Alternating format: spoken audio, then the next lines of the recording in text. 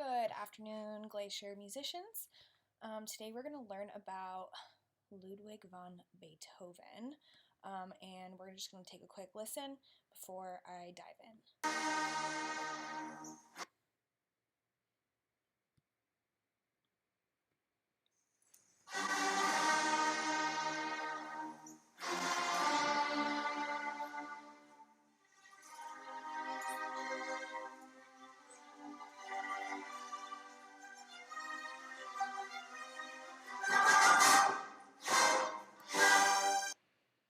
Alright, so many of you will probably recognize that piece.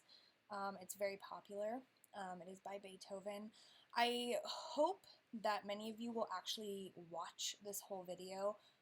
Beethoven has a really unique story. Many of you don't know that he actually was deaf for a lot of his life. And I kind of want to talk about how that kind of played into his career and how that's kind of carried on his legacy since his passing. So continue to watch until the end because I won't talk about that story until the very end. So I'm going to go ahead and start by reading this chapter, enjoy the pictures, and then I will talk about his health conditions afterwards. Ludwig van Beethoven transformed classical music into something bigger, bolder, and more extravagant than ever before. And the most remarkable thing about his accomplishment is that he did so when he was deaf as a post. Beethoven was only 26 years old when he started losing his hearing, but he went on to compose for more than 30 years. There's no other achievement like it in any human artistry. Unfortunately, going deaf did nothing to cure Beethoven's violent temper. As his hearing failed, his rages became uncontrollable and his outbursts more irrational. And still, the more bizarre his behavior, the more exalted his music became. Beethoven was born into a family of musicians in the German city of Bonn. His father, a tenor soloist at the local court, and a tenor soloist at the local court, was indifferent to the birth of his son in 1770 and paid little attention to the child until he realized that the small boy had an instinctive gift for music. The example of Mozart's early success was not lost on him, and his dad decided to own fame rested on the tiny shoulders of his son.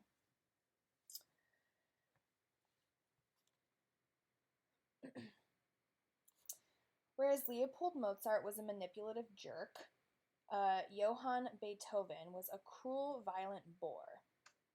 Johann was Beethoven's father.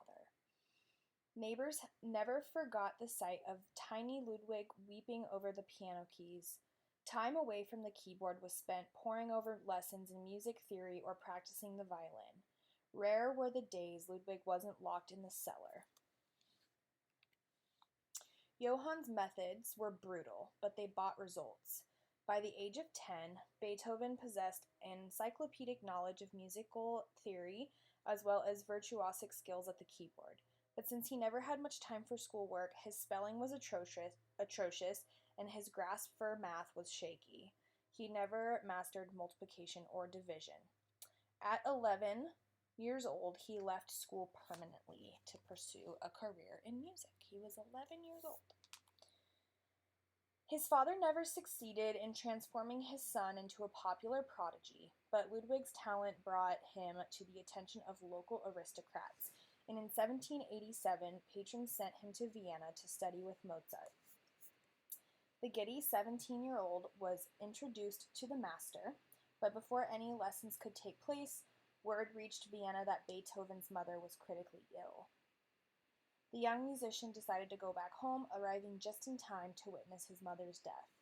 There would be no immediate return to Vienna. His two younger brothers needed supervision, and his father was worse than useless. Within a few years, the elder Beethoven had become so unstable that he was pensioned off at half salary, with the other half paid to Ludwig for the care of his brothers. So basically his mom passed away and his dad didn't do anything, and he helped raise his siblings. So he grew up really fast. It wasn't until 1792 that Beethoven was able to return to Vienna, where, with the assistance of a wealthy sponsor, he took up lessons with Joseph Haydn, who we've learned about already. Here he was disappointed, however. Beethoven found that Haydn was unwilling to drill him as rigorously as he would liked, so Haydn thought that the 20-year-old was arrogant, not that Beethoven needed much more training. In 1795, he debuted with his second piano concerto. By 1800, his first symphony was presented. Vienna had found its newest superstar. It was at the time that Beethoven's friends became to notice he was avoiding social gatherings. Haydn commented that he never came to call anymore, and the visitor to Beethoven's apartment thought it odd his piano was out of tune. Beethoven knew very well what was wrong. He had lost his hearing. The decline was gradual, but eventually no amount of shouting penetrated his ears. Beethoven had other health problems as well, including abdominal cramps, reoccurring diarrhea, and frequent headaches. So miserable was the composer that he considered suicide. The only thing that stopped him was his belief in his music. In the fall of 1802, while staying in the small town of Hellingstad, he wrote a moving description of the artistic resolve that kept him alive. Quote, "It seemed to be impossible to leave the world until I brought forth all that I felt was within me," he wrote, in what has become known as the Halgenstad Testament. Constructed as a letter to his brothers, the document remained sealed in his desk for the rest of his life. His new resolve left Beethoven bursting with renewed energy and ideas. The third, or Eroica Symphony, which is actually pictured down here on the bottom picture, the lighter one, that's actually from this symphony, and that's his handwriting. So it was revolutionary that the orchestra repeatedly broke off in confusion during rehearsals, and critics declared the piece bizarre. Audiences also complained the work was too long. Beethoven's bizarreness did not stop with his musical eccentricities. He composed best while walking, and so became a familiar figure in the city as he wandered the streets, waving his arms and roaring out his music, oblivious to the crowds of curious boys who followed him. He never lived in one place very long. In Vienna, he moved nearly 40 times, and at one point he was paying 4 different rents at the same time. He was also a lousy tenant. A visitor to his apartment in 1809 found him living in the dirtiest, most disorderly place imaginable. Every chair was covered with plates and half-eaten food and draped with discarded clothing. The piano and the desk beside it were half-completed, ink-smudged scores. And below the piano sat an unemptied chamber pot. Nor was his physical appearance any more appealing. His wardrobes were so torn and dirty that appalled friends periodically replaced it for him. He had been dark-complexioned as a young man, but illness turned him sallow. His broad face was pockmarked, and his gray hair stood on end. And here is a picture of Beethoven's very messy apartment. He was not a clean person. It's little wonder members of of females weren't interested in him, despite his fervent interest in them. Beethoven had a bad habit of falling in love with unavailable women, usually of a higher class and often married. His greatest love has achieved mythical status since her existence is known through another unmailed letter, this one addressed to the immortal beloved. The addressee's identity has been widely disputed, but today most historians believe she was a wife of a banker, but she remained faithful to her husband. But if Beethoven found this painful, perhaps he derived some consolation from the fact that the doomed love is a whole lot more romantic than a wife who would expect him to put his dirty clothes in a hamper. Beethoven remained obsessed with the idea of family, even though he had alienated both of his brothers by violently opposing their marriages. When his brother Caspar fell ill with tuberculosis, Beethoven fixated on gaining custody of Caspar's son Karl.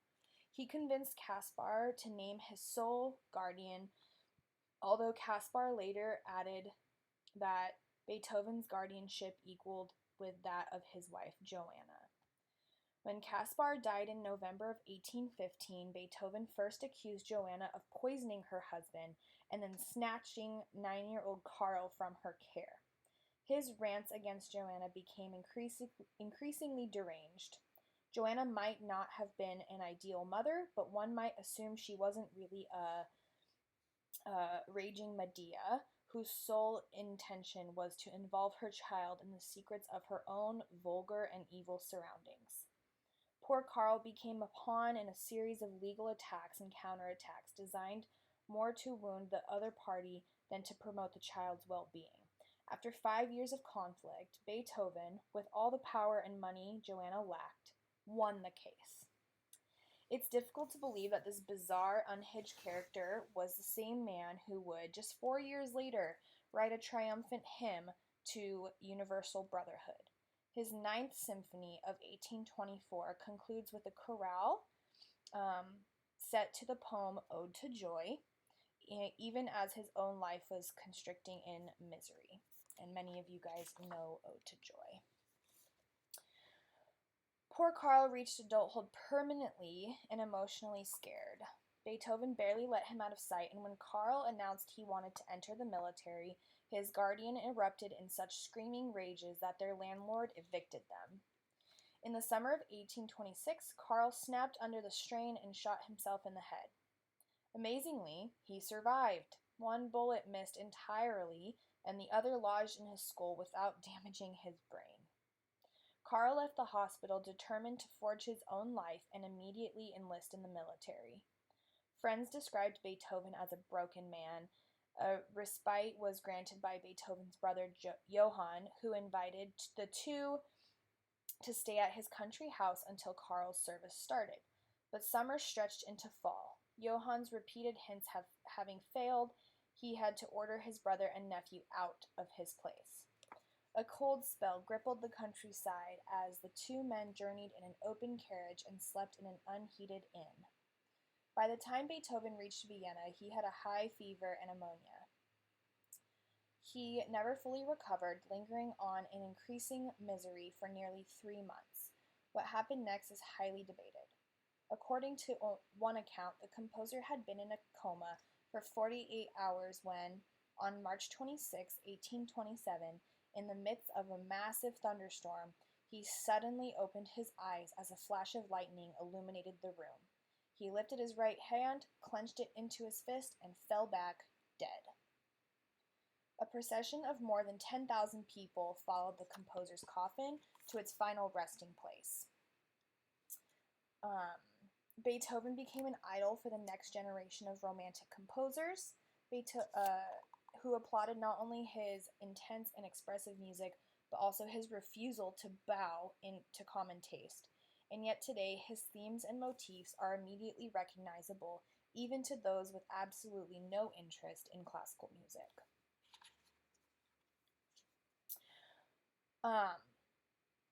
So that's the story of Beethoven. I do want to include one more story, which kind of talks about Beethoven in his deaf years. So when he was deaf, he actually wrote the Ninth Symphony, which is Ode to Joy, and this is what it says about that. By the premiere of the Ninth Symphony in 1824, Beethoven had been completely deaf for years.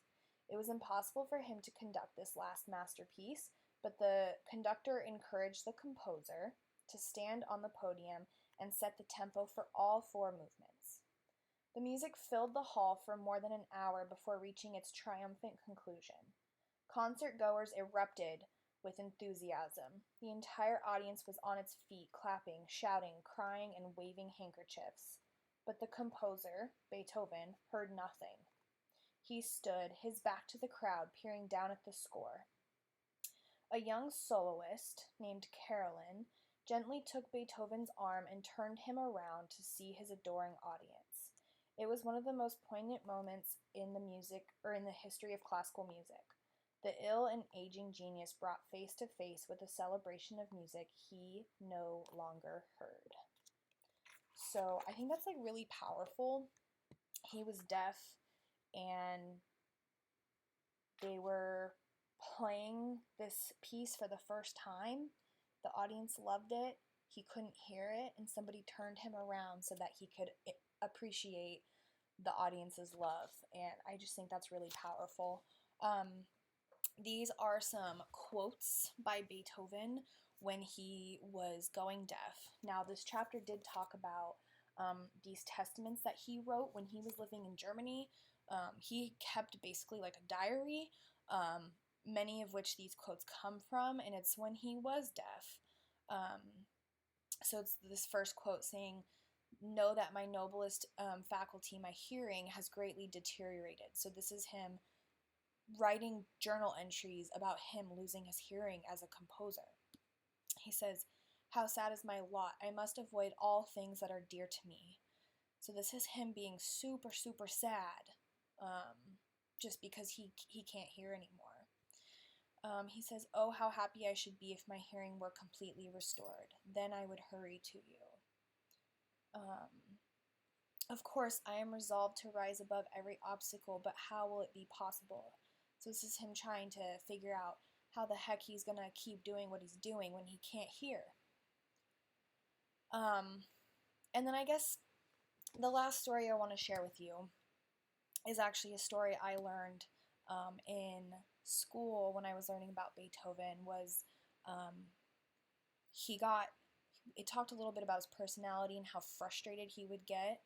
He was very temperamental, and when he started to go deaf, he got so frustrated that he couldn't hear what he was composing. He actually took his piano and he sawed the legs off of the piano. And so the piano body was just on the floor, and he would pound on the piano keys so hard with his ear to the floor to try and hear the vibrations. And he would memorize the vibrations of each note, and that's how he would compose. So I just want you to think about how crazy that is and how challenging that must be for somebody to be a musician and a really good one, and then lose your hearing over time and learning how to adapt with that. And then it didn't really talk about, it did talk a little bit about his death. It said that there are many speculations as to how he died.